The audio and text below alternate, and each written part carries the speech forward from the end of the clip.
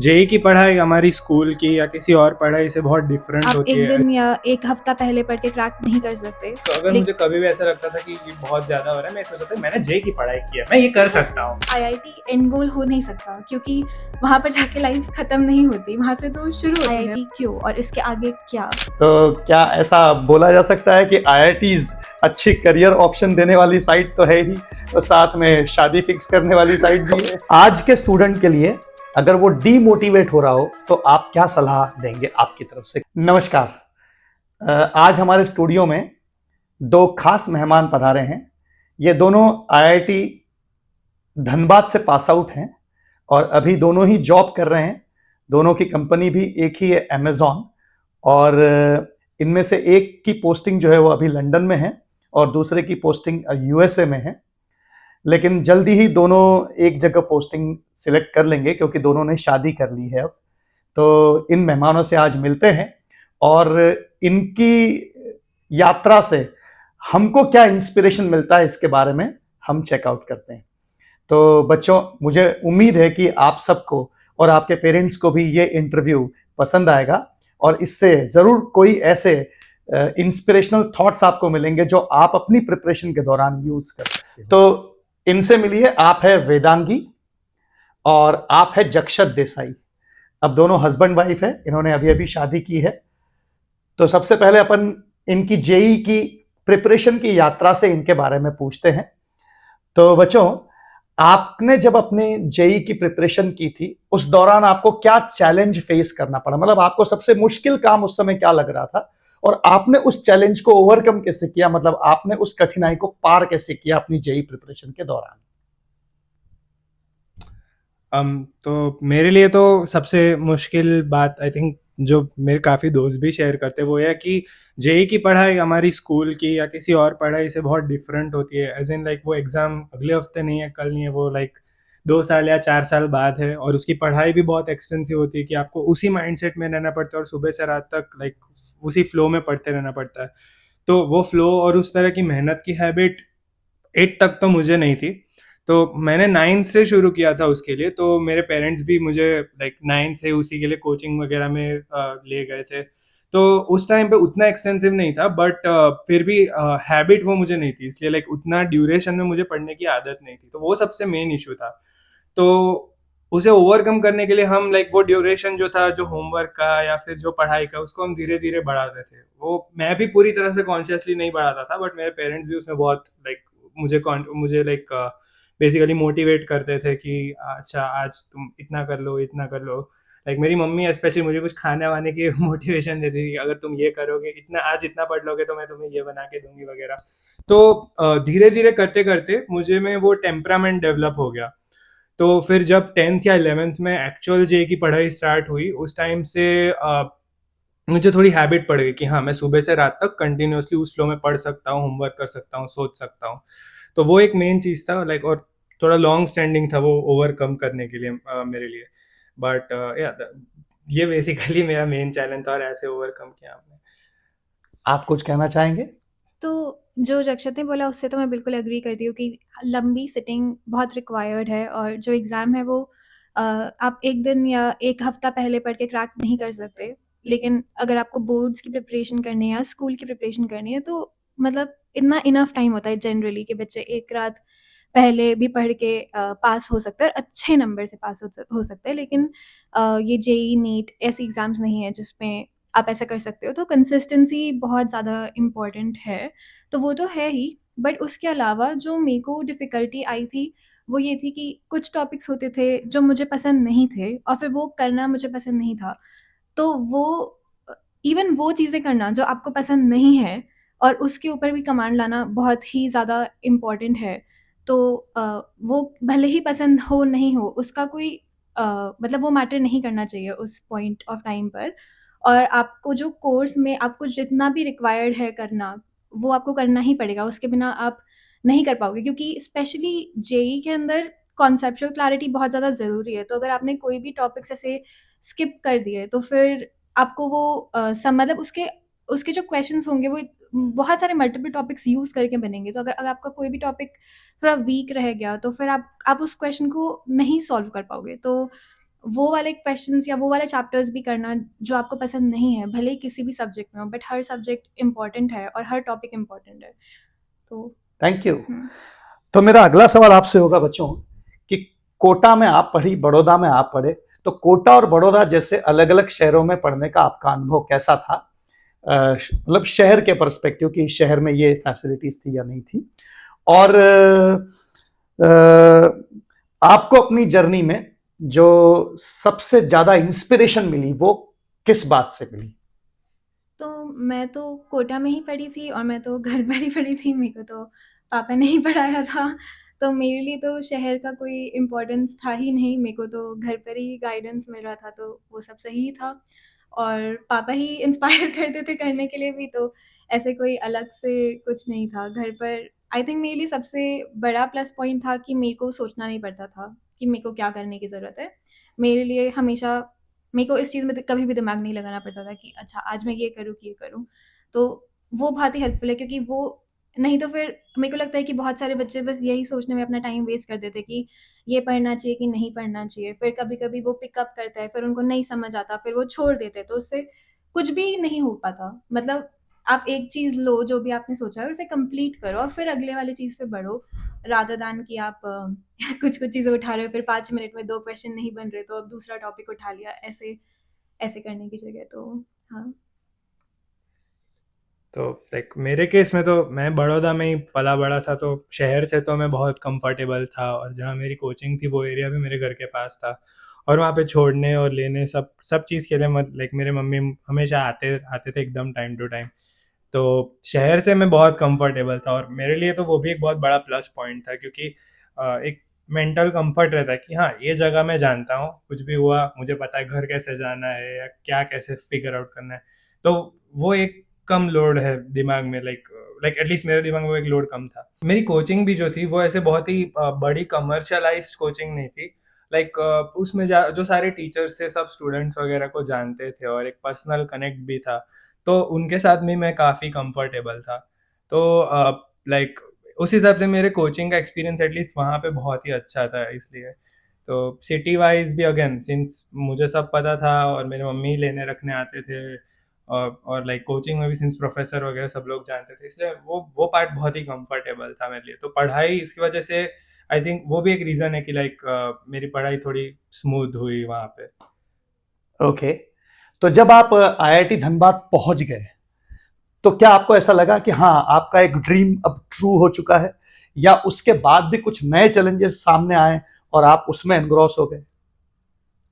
मतलब जब आईआईटी धनबाद पहुँचे उस टाइम पर ऐसा तो लगा कि हाँ, मतलब कि अच्छा किया है और जो हमने हाथ में लिया था एटलीस्ट वो टारगेट कंप्लीट हो गया, तो उस चीज़ का सेटिस्फैक्शन तो था। बट कॉलेज जाकर मतलब कॉलेज जाकर जब बाकी बच्चों से भी मिलते हैं तो सब बच्चे काफ़ी या बहुत सारे बच्चे बहुत डिफरेंट थे, और उन लोगों का थॉट प्रोसेस बहुत डिफरेंट था, तो उनसे काफ़ी कुछ सीखने को मिला। बहुत सारे बच्चे बहुत सारी डिफरेंट चीज़ों में भी, मतलब सिर्फ़ पढ़ाई ही नहीं बट बाकी चीज़ों में भी अच्छे थे। तो वो देख के भी लगता है कि और भी चीज़ें भी इम्पोर्टेंट हैं, मतलब दोनों चीज़ें साथ में भी करते आनी चाहिए। तो वो सही था। और मैंने मतलब देखा कि जो बच्चों ने पहले से ही जिनके गोल्स डिसाइडेड थे, मतलब बहुत बच्चों का ऐसा होता है कि आईआईटी ही उनका मेन गोल होता है, लेकिन आईआईटी एंड गोल हो नहीं सकता, क्योंकि वहाँ पर जाके लाइफ ख़त्म नहीं होती, वहाँ से तो शुरू होती है। मतलब इसके आगे भी बहुत कुछ है जो लोगों को करना है। तो लेकिन जिन लोगों का क्लियर गोल था या विज़न था कि उनको 5 साल बाद क्या करना है, 10 साल बाद क्या करना है, वो पहले दिन से आके वो चीज़ें कर रहे थे। और जो बच्चों ने कुछ नहीं सोचा था और उन्होंने बस यही सोचा था कि आईआईटी में आके करना है, तो वो काफ़ी कन्फ्यूज़ थे और उनको मतलब उनको टाइम लगा चीज़ें करने में। तो मुझे लगता है कि जितना जल्दी आप सोच सकते हो कि आपको क्या करना है, वो सही है, और सिर्फ़ आईआईटी तक का ही सोचना सही नहीं है, मतलब आगे का भी सोचना बहुत ज़रूरी है कि आईआईटी क्यों और इसके आगे क्या? तो मतलब मैं कहूँगा कि मुझे एक्चुअली जब मैं 8th में था तब मैंने एक बार एक न्यूज़ आर्टिकल, मतलब न्यूज़ क्लिप देखी थी टीवी पे, जहाँ पे गूगल के हेडक्वार्टर्स थे, उसका कुछ वो लोग दिखाए थे, उसमें बताए थे कि वहाँ पे शेफ़ होते हैं और वो लोग खाना बनाते हैं और ऑफिस में स्लाइड होती है और पेट्स ले आते हैं। तो तब मुझे ऐसा कि मुझे यहाँ जाना है, तो उस पर्पज़ से मेरे पेरेंट्स ने मुझे बताया कि देखो तुम IIT जाओगे तो तुम्हें यहाँ जाने मिलेगा। तो वो मैंने बस उन्हें बताया था और उस हिसाब से मुझे उन्होंने डायरेक्शन दिया कि ठीक है, तो अब हम तुम्हें ऐसे पढ़ाएंगे। तो इसलिए मैं पढ़ रहा था। उसके बाद मैंने 4 साल तक लिटरली मैंने ये भी नहीं सोचा कि मुझे कभी जेई देनी पड़ेगी। तो फिर मैं जब कॉलेज में आया तो उस टाइम तक तो हमें एटलीस्ट पेरेंट्स उसी तरह से मोटिवेट करते कि बेटा 10th तक कर लो, फिर आगे मजे ही मजे, 12th तक कर लो, फिर आगे मजे मजे। फिर उसके बाद हम जब कॉलेज गए तो मम्मी पापा भी छोड़ने आए थे। तो उस टाइम पे पापा ने कहा कि देखो हम ऐसा कहते हैं बट अब तुम बड़े हो गए हो तो तुम्हें समझना पड़ेगा कि वो मोटिवेशन अब तुम्हें खुद को देना पड़ेगा। तो वहाँ पे जाके बेसिकली मुझे वो फिर से याद है कि हाँ, एक बार मैंने ये सोचा था कि मैं 8th में था और मुझे यहाँ पे जॉब लेनी है और मुझे ये करना है और इसीलिए मैंने IIT की है। तो उस हिसाब से फिर मुझे मेरे पापा ने भी कुछ गाइडेंस जो भी उनसे हो सके कि बेटा कि अच्छे से पढ़ाई करो, अच्छा ग्रेड लाओ, तुम कोडिंग वगैरह करो तो तुम्हें आगे वो होगा कि यहाँ पे रुको मत, यहाँ पे रुकने से तुम Okay. जीतोगे नहीं, this is the starting line, यहाँ से और भी आगे चीज़ें करें। तो उस हिसाब से वहाँ पे आगे भी मतलब मेहनत तुम्हें करनी है और करनी है। तो शुरू में खुशी तो बहुत थी जाने के बाद, बट उसके बाद पेरेंट्स की वजह से और खुद का भी एक सेल्फ रियलाइजेशन था कि अबे और भी और भी बहुत आगे, कुछ करना हाँ, है। और भी आगे चीजें हैं जिनको अचीव करना है। हाँ जी, ये हाँ एंड जी। लाइन नहीं ये है, एंड लाइन नहीं है। यहाँ तो स्टार्ट है मतलब। हाँ जी, ये एक जी, बहुत ही अच्छा स्टार्टिंग पॉइंट है कि कि यहाँ ये अगर स्टार्टिंग पॉइंट है तो आप थोड़ा बेटर अपॉर्चुनिटीज को ज्यादा बराबर। अच्छे से ग्रास्प कर सकते हो, बट उसके लिए भी मेहनत तो अभी भी करनी है। तो अब अपन आते हैं इस बात के लिए कि आज का जो स्टूडेंट है, जो आज जेई की प्रिपरेशन कर रहा है, उस स्टूडेंट के लिहाज से अगर अपन बात करें तो आज के स्टूडेंट के पास में ऑप्शंस भी बहुत सारे हैं और डिस्ट्रैक्शंस भी बहुत सारे हैं। तो आज के स्टूडेंट जो जेई की प्रिपरेशन कर रहा है उसके लिए, या किसी प्रोफेशनल एग्जाम की प्रिपरेशन कर रहा है उसके लिए डेली रूटीन कैसा होना चाहिए आपके हिसाब से?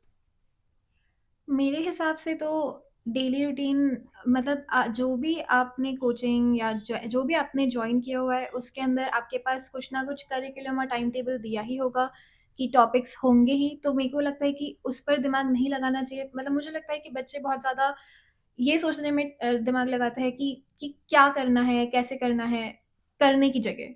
तो जो भी उन्होंने दिया हुआ है कि ये टॉपिक्स है, इस डेट तक करना है, तो वो ही रूटीन उनको ट्राई करना चाहिए कि वो बेस्ट पॉसिबल वे में उस रूटीन तक स्टिक कर पाए और कर पाए। मतलब ज़रूरी नहीं है कि कर ही पाएँगे, बैकलॉग तो हो ही जाता है, उस पेस पे शायद नहीं चल पाए, लेकिन मतलब मुझे लगता है कि जो भी उन्होंने टाइम टेबल दिया है, आप उसको फ़ॉलो करो और उससे हो जाएगा। क्योंकि ज़्यादा मतलब सब लोग अपना-अपना बताएँगे और कोई कोई भी ऐसा नहीं है कि यही सही है या यही गलत है।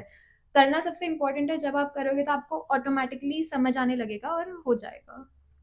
हाँ, मैं बहुत अग्री करता हूँ इससे, क्योंकि अगेन जैसे बहुत सारे ऑप्शंस है, अब ऑनलाइन भी आपको कोई कुछ और बताएगा, हर एक वीडियो कुछ और बताएगा आपको करने के लिए, हर टीचर कुछ और बताएगा आपको करने के लिए। तो मतलब ऐसा नहीं है कि कोई भी एक 100% करेक्ट है या 100% रॉन्ग है, बट अगर आपको कोई एक राह अच्छी लगती है तो पॉइंट ये है कि उसे पकड़िए और उसी डायरेक्शन में आप चीज़ें करते रहिए, जैसे वेदांगी ने कहा। क्योंकि अगर आप कोई एक राह, जैसे जैसे दो नाव में पैर रख के नहीं जा सकते, तो मतलब आपको कोई एक पाथ पकड़ Select के करना पूरा पड़ेगा। पूरा वो करते रहना पड़ेगा कंटिन्यूअसली, और फिर डिस्ट्रैक्ट नहीं। अगेन आज की डेट में डिस्ट्रैक्शंस भी बहुत है, तो अगेन कुछ और डिस्ट्रैक्ट मत होइए। अगर आपने कोई एक पाथ सिलेक्ट किया या कोई एक वे सिलेक्ट किया है, सिलेक्ट तो किया है तो उसे बस उसे पर पकड़ के स्टिक चलिए, रहिए, स्टिक करिए उस पे, राइट। उसी पर चलते रहिए। हाँ जी। हाँ। ओके। और अगर आपके फ्रेंड से आप मिलते हो और आपको पता पड़ता है कि वो कुछ अलग चीज़ कर रहे हैं, तो मतलब अगर आपने ऑलरेडी स्टार्ट कर दिया है तो आप ऐसा मत करो कि बीच में से आपने हाँ, चेंज कर दिया, चेंज क्योंकि कर फिर दिया। वापस से आपको उससे एडजस्ट होने में टाइम लगेगा, फिर उसमें टाइम जाएगा। उसकी जगह आप अपना करते रहो, धीरे-धीरे आपको समझ मतलब आ किसी और के जाएगा। इन्फ्लुएंस में आने की हाँ, बजाय हाँ। आपने जो सिलेक्ट किया उसी को कंटिन्यू कर कंटिन्यू देना। करो, हाँ। राइट। गुड। अब अगला क्वेश्चन मैं आपसे ये जानना चाहूंगा कि ऐसी कौन सी इंपॉर्टेंट क्वालिटी है जो आप समझते हैं कि एक जेई एस्पिरेंट के अंदर ये क्वालिटी तो मस्ट है, ये तो होनी ही चाहिए? कंसिस्टेंसी, ये डिसिप्लिन। सबसे ज़्यादा इम्पोर्टेंट है। Okay. हर दिन कंसिस्टेंसी, डज़न्ट मैटर कि Okay. आपका मन है, नहीं है, उससे कोई फ़र्क नहीं पड़ता। आपका टाइम मतलब आपका जो भी टाइम है कि आप इस बजे बैठते हो पढ़ाई करने के लिए, हर दिन उस बजे बैठो। और अगले उसी टाइम पर आप उठो वहाँ से। भले ही आपसे हो पा रहा है या नहीं हो पा रहा, थोड़ा हो पा रहा है थोड़ा करो, लेकिन उतने घंटे की सिटिंग दो, कुछ तो होगा। मतलब अगर आप ऐसा करोगे कि आज मन नहीं है तो उठे ही नहीं, बैठे ही नहीं, तो कुछ भी नहीं होगा। उसकी जगह भले ही आप 15 घंटे की सिटिंग दे रहे हो हर दिन, 15 घंटे का आउटपुट नहीं निकल रहा, लेकिन बैठो तो, नहीं तो कुछ भी नहीं निकलेगा। तो कंसिस्टेंसी सबसे इम्पोर्टेंट है। लाइक कंसिस्टेंसी उस पे मैं बिल्ड करूँगा डिसिप्लिन, क्योंकि मतलब उसमें पेरेंट्स की बहुत हेल्प रहती है। लाइक मेरे लिए फिक्स था कि मुझे इसी टाइम पे सोना है, इसी टाइम पे उठना है, इसी टाइम पे खाना है, ताकि उन सब एक्टिविटीज़ में एक्स्ट्रा कोई भी टाइम वेस्ट ना हो।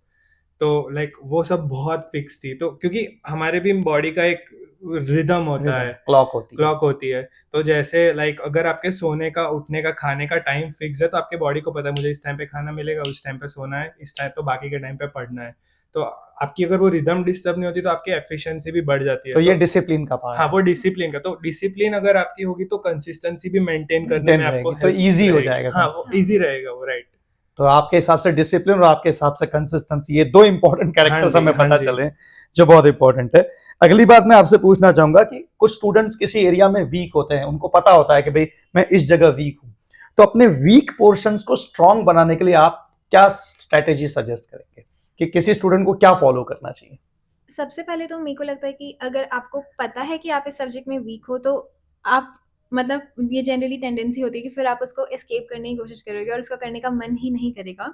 तो मेरे हिसाब से कि जो आपका वीक पोर्शन है, वो मतलब आपका जो भी टाइम है जिसमें आपको लगता है कि आप सबसे ज़्यादा फ्रेश हो, उस टाइम पे आपको लेना चाहिए। मेरे लिए वो जनरली कि सबसे पहले जब मैं डे स्टार्ट कर रही हूँ, तब मैं वो वाले काम लूँगी जो मेरे को लगता है कि इसमें मेरे को सबसे ज़्यादा अपना ब्रेन पावर यूज़ करने की ज़रूरत है, और उसका आपको टाइम बुक कर देना चाहिए कि ये मैं यही करूँगा।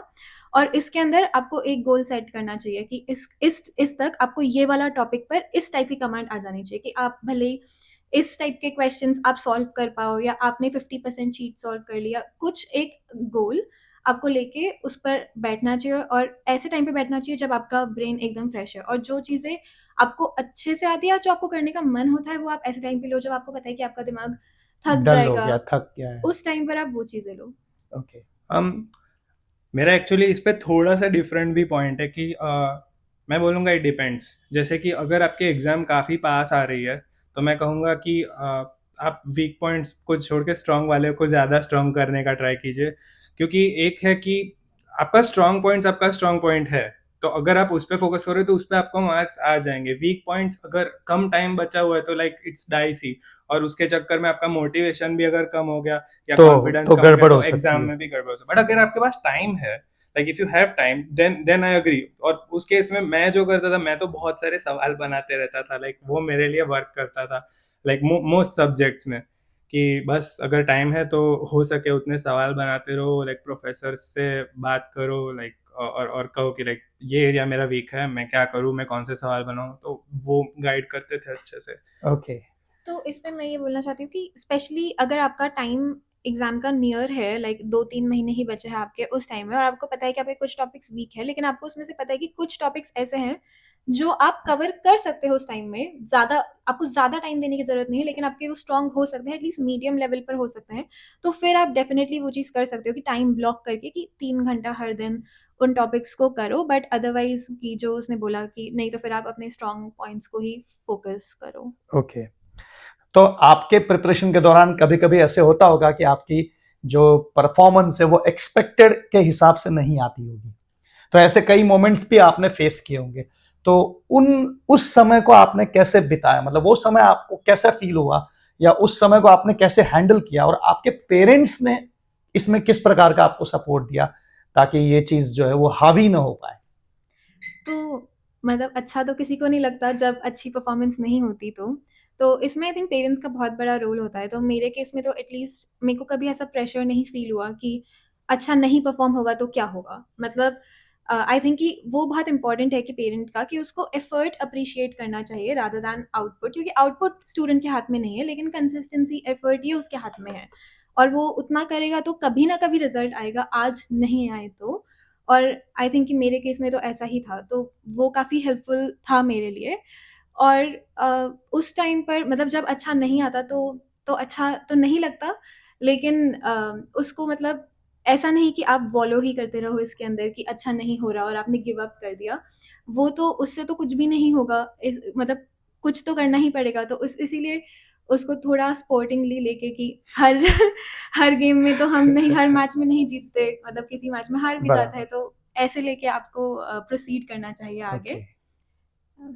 हाँ, लाइक मेरे केस में भी हमारी हमारी वो जो कोचिंग थी उसमें इंटरनल टेस्ट होती थी, उसमें रैंकिंग्स निकल रही थी, तो यूजुअली अच्छी आती थी। बट कभी कभी अगर ऐसे गिर जाती थी लाइक उस टाइम पे, तो मेरे पेरेंट्स पूछते थे कि बेटा क्या हुआ, कहाँ गड़बड़ हुई, तुम थोड़ा देखो, मतलब एक बार देखो कैसे, मतलब कभी भी ऐसे अक्यूजेटरी टोन में, ऐसे नहीं कि नहीं तुमने कुछ गलत किया, ऐसे कि नहीं बेटा ठीक है, कोई बात नहीं, बुरे आएगी कोई बात नहीं, ये एक्चुअल एग्जाम नहीं है, तो ये अच्छी बात है अगर अभी यहाँ पे कुछ खराब हुआ है तो तुम्हें पता चल जाएगा कि एक्चुअली तुम्हारे कौन से सवाल नहीं बने, तुम्हारे कौन से टॉपिक्स वीक है।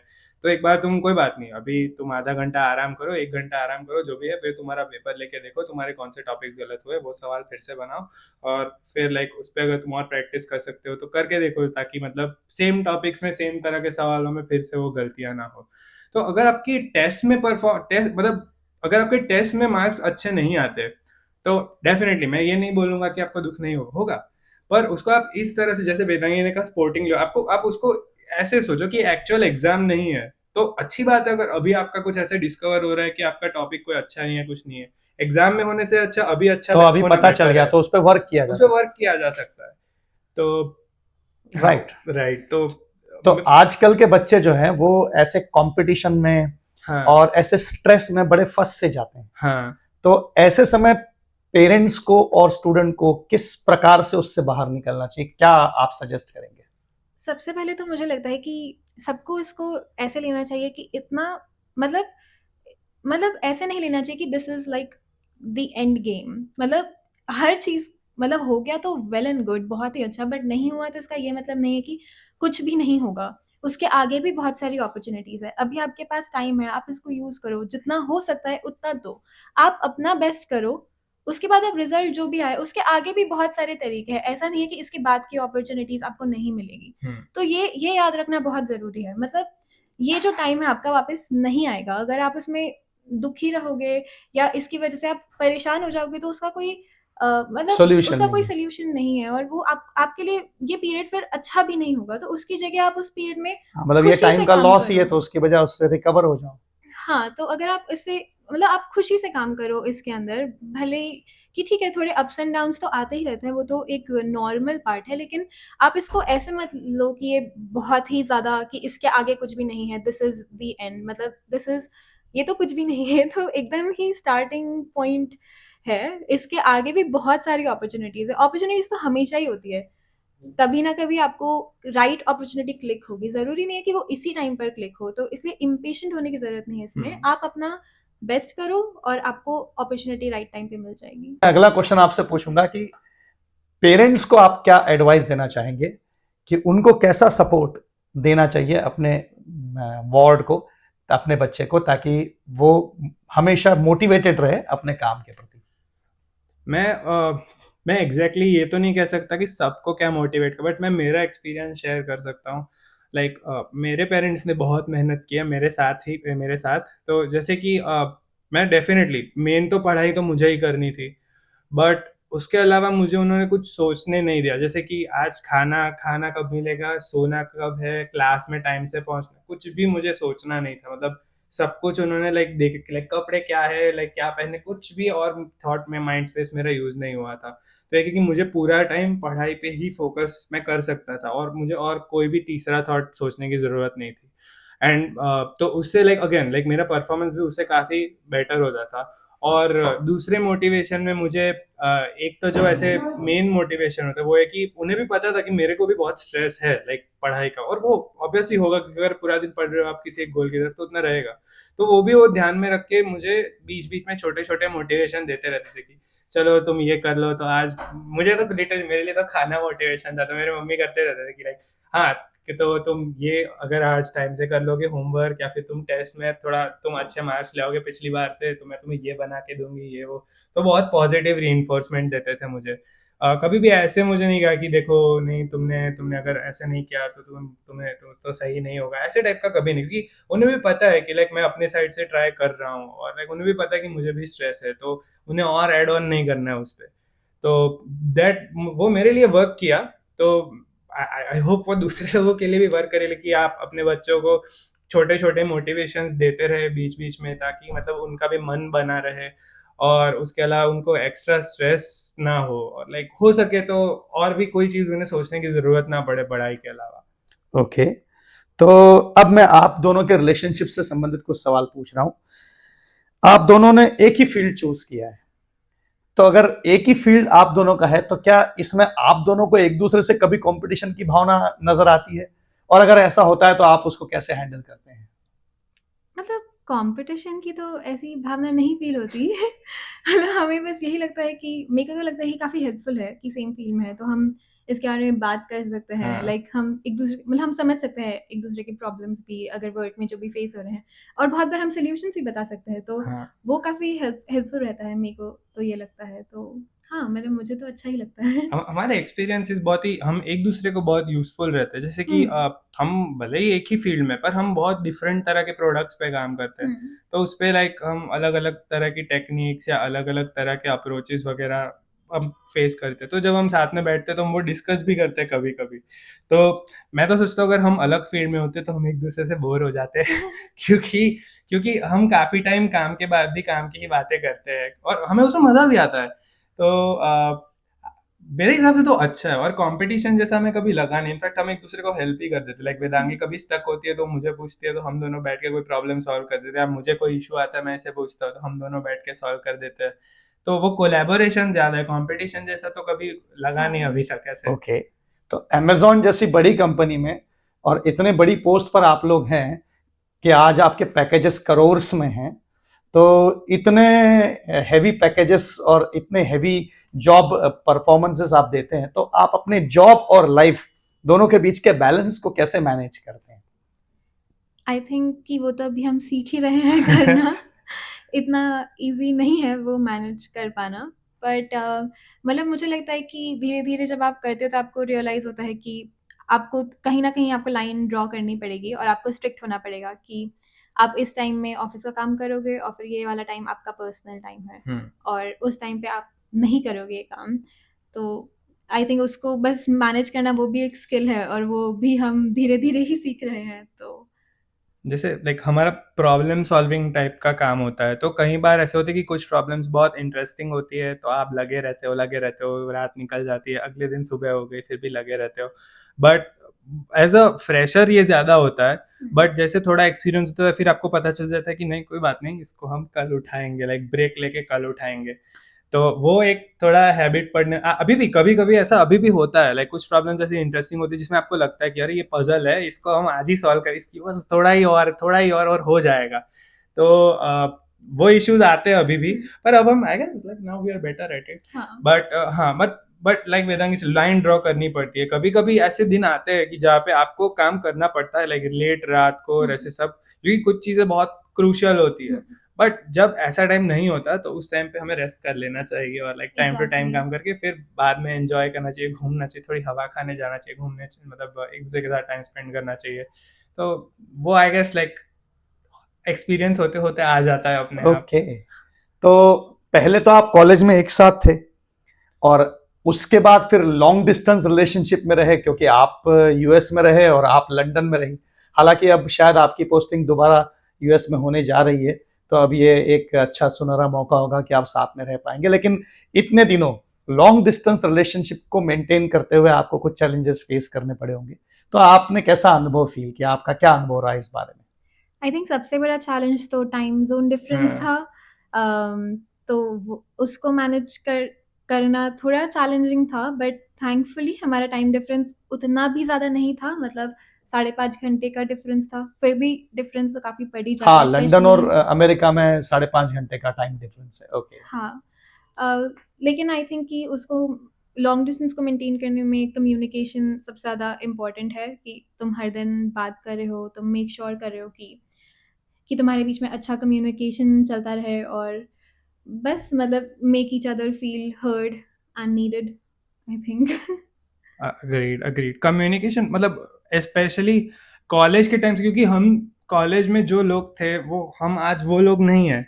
तो लाइक कम्युनिकेशन बहुत जरूरी, लाइक हम लोग मेक श्योर करते थे कि हम डेली कम से कम एक बार बात करें, चाहे वो 15 मिनट हो, 1 घंटा हो, या जितना भी टाइम मिले, बट एक बार तो बात करें। क्योंकि क्या है कि एटलीस्ट कॉलेज में लाइक 17, 18, 19 साल के होते हैं, और अभी लाइक 20, 25, 26, 27 साल के, तो इतना ये बहुत टाइम होता है कि इंसान लाइक साल में बदल जाता है। तो लाइक अगर आप कॉन्स्टेंटली कम्युनिकेट नहीं कर रहे तो आप एक साथ नहीं ग्रो कर रहे, और फिर लाइक आप अलग डायरेक्शन में ग्रो कर जाते हो, और फिर आपको थोड़े टाइम बाद पता चलता है कि आप अलग ही लोग हो गए हो। तो उसके बाद लोगों का टच छूट जाता है।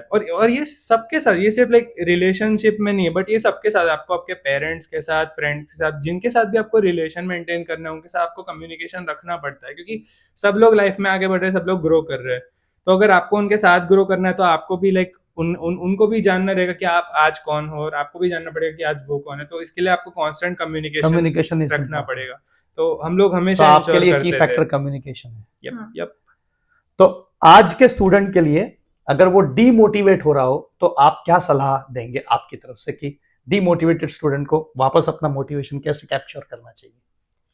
मुझे लगता है कि सबसे पहले उनको ये सोचना चाहिए कि उनका गोल क्या है, कि वो क्या चाहते हैं लाइफ में। अगर आपका गोल क्लियर है तो मुझे लगता है कि मोटिवेशन इतना बड़ा फैक्टर नहीं रह जाता उसके बाद। मतलब कुछ डेज आते हैं जब आपको मोटिवेशन फील होता है और फिर मोटिवेशन जस्ट मतलब चला भी जाता है बहुत ईजिली। तो आप मोटिवेशन के भरोसे तो नहीं रह सकते, और ऐसे दिन भी आता है जो जो टफ होता है, जब आपको डीमोटिवेटेड फील होता है। तो ये भी वेरी नॉर्मल है, लेकिन मेरे को लगता है कि अगर आपको पता है कि आपको क्या चाहिए और आप क्यों इसके लिए काम कर रहे हो, तो फिर आप कर सकते हो, इवन अगर आप डीमोटिवेटेड हो। मतलब अगेन, चाहे आप मोटिवेटेड हो, डीमोटिवेटेड हो, जो करना है वो करना है। तो उसके लिए कोई एक्सक्यूज नहीं है, हाँ, वो तो करना ही वो है। तो करना ही है। और अगर आप डीमोटिवेटेड हो और आपको पता है, तो आप खुद को मोटिवेशन दे दो कि अगर लेट्स आप खुद को कोई छोटा मोटिवेशन कि अगर मैंने ये कर लिया तो फिर मैं ये कर लूंगा, लाइक कुछ भी छोटा मोटा मोटिवेशन दे दो। तो मतलब बाहर से मोटिवेशन लेने की बजाय आप अंदर खुद से को ही मोटिवेशन दीजिए। हाँ, क्योंकि आपका, जैसे वेदांगी ने कहा, आपका गोल फिक्स है, आपको पता है आपको वो लाइक इन दी एंड आपको जो जो चीज अचीव करनी है वो ये है। तो अब उसके लिए फिर अगर आप आज डीमोटिवेट हो रहे हो और आज आप कुछ नहीं करोगे तो नहीं चलेगा। आज आपको करना है, तो आपको, अगर आप डीमोटिवेट हो रहे हो तो आप खुद को मोटिवेट करो, कुछ भी करो बट खुद को मोटिवेट करो और लाइक आगे बढ़ो।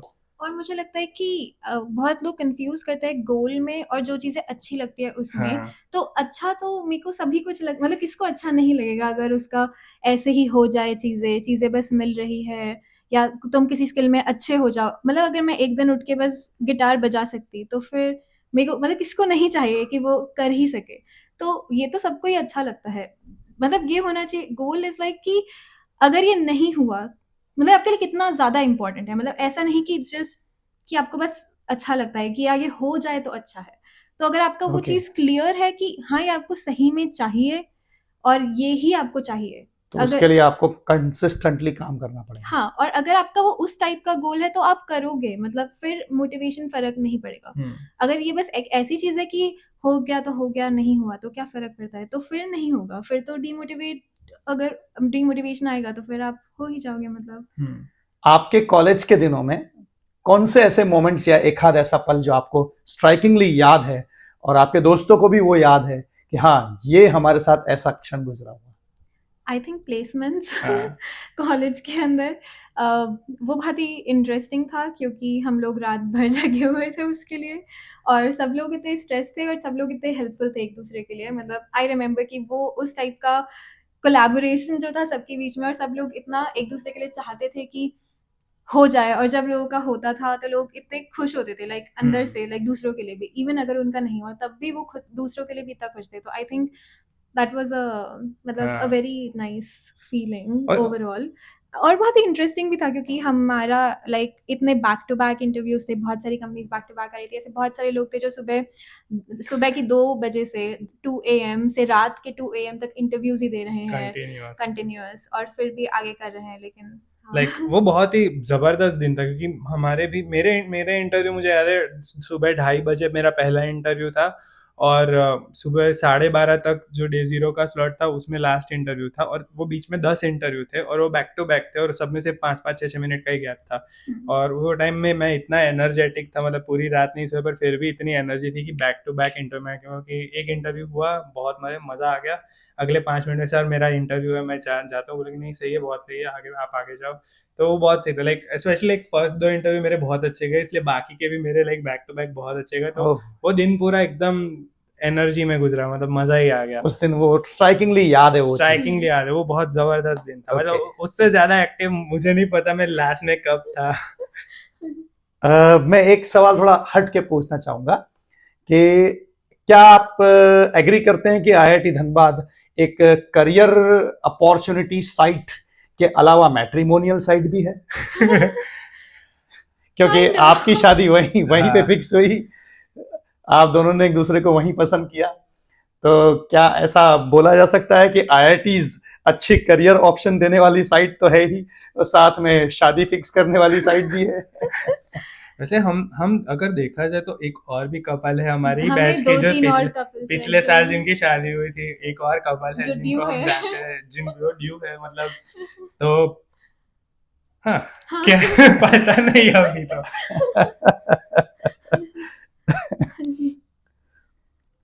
तो बच्चों के लिए एक ऐसा अनुभव या किस्सा जो उन्हें इंस्पायर करे, जो आप अपनी तरफ से बताना चाहो कि ये काफी इंस्पिरेशनल है और इससे आप मोटिवेशन ले सकते हो, एनर्जी ले सकते हो आगे की पढ़ाई के लिए।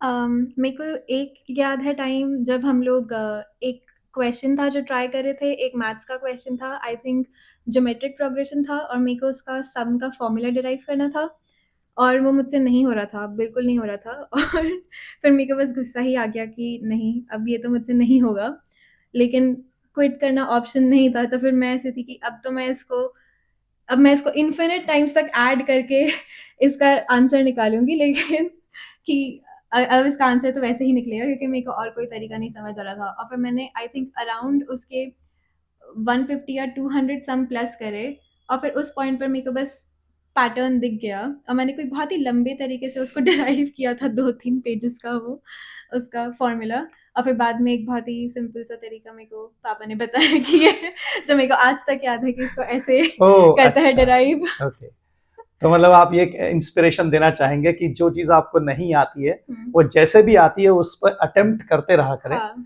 तो बाद में कभी जब आपको उसका कोई तरीका समझ में आएगा तो शायद हंसी आएगी कि अच्छा ये ऐसे भी किया जा सकता है, तो मजा हाँ। आएगा। तो ये एक अच्छा इंस्पिरेशन होगा। ओके, आप कुछ कहना चाहेंगे? जैसे कॉलेज के बाद मैं जब फ्रेशर टाइप की जॉब कर रहा था, तो एक साल मेरा एक्सपीरियंस था, तो उस टाइम पे वो जॉब थोड़ी स्टार्टअप एनवायरनमेंट में थी, तो वहाँ पे बहुत हेक्टिक था सुबह से रात। और उस टाइम पे कोविड था, तो मैंने साथ में मास्टर्स भी उठा लिया था, तो मैं घर से ही कर रहा था। तो बहुत दिन ऐसे थे, एक सेमेस्टर मुझे याद है ऐसा था जिसमें मतलब मैंने बहुत ही थोड़े डिफिकल्ट सब्जेक्ट्स लिए थे और मेरी जॉब भी बहुत हेक्टिक चल रही थी। तो मैं 3 दिन से सोया नहीं था, क्योंकि सुबह मैं जॉब करता था और मैं रात को पढ़ता था। तो उस टाइम पे लाइक अगर मुझे कभी भी ऐसा लगता था कि ये बहुत ज्यादा हो रहा है, मैं सोचता था मैंने जे की पढ़ाई की है, मैं ये कर सकता हूँ। तो वो एक मेरे मन में अब वो बैठ गया कि अगर मैंने जे की पढ़ाई कर सकता हूँ कंटिन्यूअस 3-4 साल के लिए, और अगर मैं वो एफर्ट मार सकता हूँ, तो मैं कुछ भी कर सकता हूँ। वो तो एक confidence हमारे आता है। दर्शकों को ये भी बता दें कि आप जिस मास्टर्स की बात कर रहे हैं अभी, मास्टर्स डिग्री की, हाँ वो जी। कौन सी मास्टर्स डिग्री है जो आपने आईआईटी धनबाद के बाद भी अपने जॉब के साथ साथ हासिल की है? हाँ, मैंने जॉर्जिया टेक से masters in okay, computer USA science से, की है। जॉर्जिया हाँ टेक जी, से। हाँ जी। जॉर्जिया टेक से आपने क्या किया? Masters in computer science. Masters in computer हाँ, साइंस की डिग्री आपने स्पेशलाइजेशंस हासिल इन इंटरएक्टिव इंटेलिजेंस। की। ओके, तो मतलब उस समय क्या था, कोविड था, तो शुरू में जॉब थोड़ी हल्की थी, तो ऐसा लगा कि अरे दिन में टाइम बच रहा है तो कुछ वाह, पढ़ाई कर सकते हैं। That's great. और फिर वो ये बहुत इंस्पिरेशनल है हमारे लिए। हाँ, बट ये है कि अगर आप वो डिसिप्लिन और वो कंसिस्टेंसी डेवलप करो एक बार, और आप खुद से वो पढ़ाई करना स्टार्ट कर दो, उसके बाद सिलेक्शन डजंट मैटर। उसके बाद अगर आपको वो हैबिट पड़ गई, तो वो हैबिट आपकी पूरे लाइफ में आपको काम आएगी। आप हमेशा अपने आप को ये बोलिए, अगर मैंने उस तरह की पढ़ाई करी है तो मैं जिंदगी में कुछ भी कर सकता हूँ। वाह, कि अगर मैं उस तरह का एफर्ट दे सकता हूँ तो मैं किसी भी चीज में सक्सीड तो यानी हमारे बच्चों के लिए आपका ये मैसेज होगा कि जेई की पढ़ाई बहुत टफ है, और ये टफ पढ़ाई अगर आपने सक्सेसफुली पार कर ली, हाँ जी, तो आप लाइफ में इतने कैपेबल हो जाओगे कि बाकी सारी पढ़ाइयां आपको आसान लगने लग जाएंगी। हाँ, आपका वो एक कॉन्फिडेंस बहुत डेवलप हो जाएगा हमेशा के लिए। बहुत अच्छा लगा आप दोनों से बात करके, और मुझे ज़रूर लग रहा है कि हमारे बच्चों को आप दोनों की स्टोरी से और आप दोनों के इस इंटरव्यू से ज़रूर इंस्पिरेशन मिलेगी और आगे की लाइफ में उनको भी कुछ ऐसा रास्ता मिले। शायद उनको ये स्वप्न भी दिख रहा होगा, क्योंकि आप दोनों की शादी हुई है और आप दोनों अब हस्बैंड वाइफ है और IIT धनबाद से पढ़े हुए हैं और अब लकीली आप एक ही कंपनी में जॉब भी कर रहे हैं, तो शायद उनके साथ भी कुछ ऐसा पॉजिटिव हो, शायद उनको भी लग रहा होगा, तो शायद इसीलिए पढ़ाई कर ले वो कि हमारा पार्टनर वहां हमें मिल जाए। Thank you very much, thank you, धन्यवाद। Thank you.